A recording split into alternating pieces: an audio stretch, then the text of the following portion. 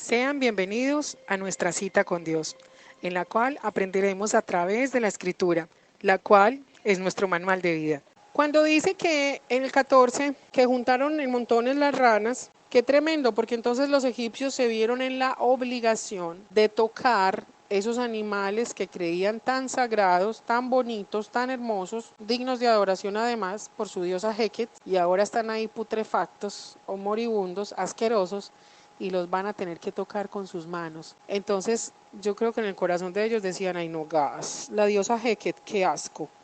Versículo 15, lo que le pasa a muchas personas cuando ven que Dios responde sus oraciones. Pero viendo Faraón que le habían dado reposo, endureció su corazón y no los escuchó, como Jehová lo había dicho, o como Jehová se los había ya advertido, ¿verdad? Resulta que hay muchas personas que en el momento de la necesidad van a pedirle a Dios algo y van a ser súper claros además. O hay personas que te van a decir, ay, mi hija, vea usted, ¿por qué no ora por mí? Que a usted Dios sí la escucha. Vea, si Dios me responde esto, yo me comprometo a X, Y, W, Z, ¿cierto? Y hacer un montón de compromisos y pactos con Dios. Pero ¿qué sucede? Que cuando Dios responde, esas personas se olvidan de todas las promesas que habían hecho. Esas personas se olvidan de que habían adquirido un compromiso con Dios y se olvidan de orar. Y peor, se olvidan de Dios. Desde el versículo 16 hasta el versículo 19 vamos a ver la tercera plaga, que es la plaga de los piojos. Dice así, entonces Jehová dijo a Moisés, di a Aarón, extiende tu vara y golpea el polvo de la tierra, para que se vuelva piojos por todo el país de Egipto. Y ellos lo hicieron así. Y Aarón extendió su mano con su vara y golpeó el polvo de la tierra, el cual se volvió piojos, así en los hombres como en las bestias. Todo el polvo de la tierra se volvió piojos en todo el país de Egipto. Y los hechiceros hicieron así también, para sacar piojos con sus encantamientos, pero no pudieron. Y hubo piojos tanto en los hombres como en las bestias. Resulta que dentro de todo el sistema religioso de los egipcios, como les había dicho anteriormente, ellos eran un pueblo politeísta y ellos tenían para cada manifestación o para cada parte de la creación, otorgaban, digamos, ciertos poderes a determinadas deidades. Resulta que había un dios que su nombre se escribe G-E-B de burro. Desconozco si se pronuncia Geb o Geb. Este dios, según la mitología egipcia, tenía el poder de gobernar sobre la tierra. Por eso es que Dios hace brotar de la tierra misma esta tercera plaga con la cual va a castigar no solamente al faraón, sino también a todo su pueblo. Esto dejaba por sentado entonces que Dios estaba enviando un mensaje muy directo al faraón y le estaba diciendo una vez más, yo soy más poderoso que todos tus dioses. Todo lo que tú adoras, te voy a demostrar que es una falsedad. Con esto Dios estaba derribando toda la idolatría del reino de Egipto. Dice que habían piojos también en las bestias. Esto era un grave problema para el tema de los rituales de los sacerdotes, porque los egipcios uno de los grandes temores que tenían era el tema de los piojos, tanto así que dentro de la cultura egipcia no estaba bien visto que usted tuviera pelos en su cuerpo, entonces ellos se rasuraban absolutamente todo, incluso muchos llegaban al extremo de rasurarse las cejas y se las pintaban. Entonces, dentro de los rituales que ellos ofrecían a sus dioses, era necesario que los sacerdotes y los que estaban presentes en esos rituales tuvieran una asepsia extrema con todo su cuerpo, con sus vestiduras, los zapatos, las pelucas, tenían un tratamiento especial desde días antes con aceites que eran especiales, no solamente para hidratar el pelo de las pelucas, sino también para que tuvieran como un efecto repelente en ellas mismas, de tal forma que ningún bicho se pudiera mañar pues en estas. Resulta que el problema era mayor cuando de pronto alguien iba a sacrificar, digamos, un animal pues a los dioses egipcios y este animal tenía piojos o garrapatas o algún bicho pegado, entonces era un animal que no iba a ser bien recibido dentro de los sacrificios paganos que ellos ofrecían. Entonces, con la plaga de los piojos era muy tremendo porque inmediatamente todo el sistema religioso egipcio se venía abajo, porque los sacerdotes ya no iban a estar aceptos delante de sus divinidades porque tenían piojos. Las ropas iban a estar infestados de los mismos y los ganados no iban a poder ser sacrificados porque iban a estar también infestados con piojos, como dice aquí la escritura.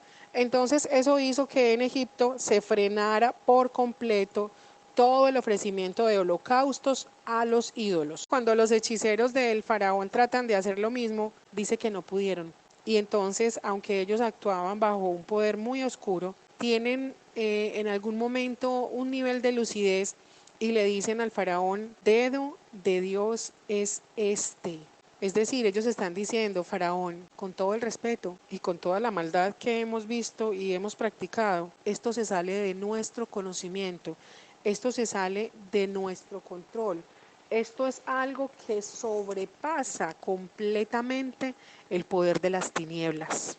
Miren qué tremendo esto. Estos hechiceros tuvieron más lucidez que aquel que gobernaba Egipto en ese momento. Y cuando ellos dicen esto, entonces nuevamente el corazón del faraón se endurece. Hay personas que tú vas a ser amiga de ellas en tanto practiques la misma oscuridad que ellos practiquen, en tanto tú promulgues la misma ignorancia que ellos promulgan. Pero si tú te sales de ese sistema religioso, si tú te sales del sistema idolátrico, te vas a convertir en el peor monstruo del Averno para esa persona y vas a empezar a recibir insultos y te vas a ganar enemigos, pero en tus manos está decidir si le agradas al hombre o si le agradas al Dios vivo.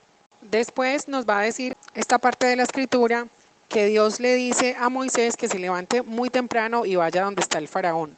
Ya sabemos a lo que salía el faraón muy temprano al río, ¿verdad? Y que le diga, Jehová ha dicho así, deja ir a mi pueblo para que me sirva, porque si no lo dejas ir, yo enviaré sobre ti, sobre tus siervos, tu pueblo, tus casas, toda clase de moscas. Y las casas de los egipcios se llenarán de toda clase de moscas y asimismo la tierra donde ellos estén. Miren, cada una de las plagas va a derrotar una deidad egipcia. En este caso, había un dios que se llamaba Kepri. Era el dios que tenía como el poder de gobernar sobre las moscas, los escarabajos y mucha cantidad de insectos alados, dependiendo de la cantidad de patas que estos tuvieran. Entonces, cuando Dios dice que va a enviar toda clase de moscas, ahí va a incluir, por ejemplo, los escarabajos, la mosca de la fruta, va a incluir unos que se llaman jejenes, que eran como estos mosquitos chirriquititicos cuando uno va, digamos, a un charco y de pronto el agua está un poquito contaminada o están en temporada de cría de estos bichos y lo vuelven a uno una nada. Son esos moscos chirriquititicos que también se ven muchas veces en los cementerios. Pican durísimo. También se van a encontrar aquí entonces algunas versiones bíblicas dice que era la plaga de los tábanos, porque los tábanos también se incluían dentro de esos insectos capaces de picar durísimo al ser humano y que de acuerdo a muchos historiadores, entre ellos Julio Josefo, va a decir que los tábanos preferían picar el área de los ojos de los seres humanos y que estos insectos tienen muy mal carácter y se van a enojar bastante y si estaban mandados por Dios, pues imagínense. Entonces, en una Biblia, en algunas Biblias, en algunas versiones vamos a encontrar la plaga de las moscas. En otras Biblias vamos a encontrar la plaga de los tábanos, pero para que entendamos de qué se nos está hablando, esta plaga no incluía solamente las moscas. Por eso dice variedad de moscas, es decir, de insectos alados capaces de picar y fastidiar. También aquí Dios le está advirtiendo al faraón que la tierra que ocupaban los israelitas iba a ser preservada de las plagas, es decir, la tierra de Gosén. Finalmente dice que y yo pondré redención entre mi pueblo y el tuyo, mañana será esta señal. Entonces era muy tremendo porque, digamos, en el lenguaje espiritual Dios le estaba diciendo, tengo poder no solamente sobre tus diosesitos, sino también sobre mi creación, pero además tengo tanto poder que les puedo mostrar una línea limítrofe y esa línea no va a ser sobrepasada. Entonces Dios estaba haciendo una demostración magistral de su poder absoluto. Versículo 24, y Jehová lo hizo así, y vino toda clase de moscas, lo que les decía ahorita, no eran solamente moscas, sino insectos alados en general, molestísimas sobre la casa de Faraón, sobre las casas de sus siervos y sobre todo el país de Egipto, y la tierra fue corrompida a causa de ellas. Como pueden ver en las imágenes que les envié anteriormente, vemos que las moscas eran muy veneradas. Se consideraba que, sobre todo los escarabajos, que daban muy buena suerte a quien los portaba.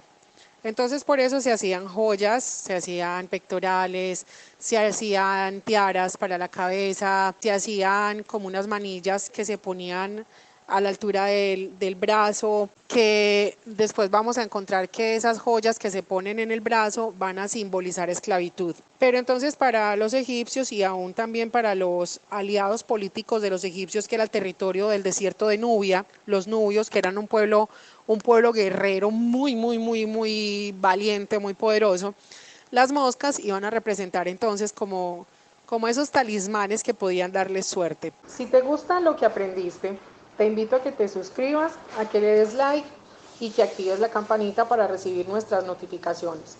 Como siempre, ha sido un gusto compartirles en este día de las grandes proezas que nuestro gran Dios hizo, hace y seguirá haciendo. Hasta pronto.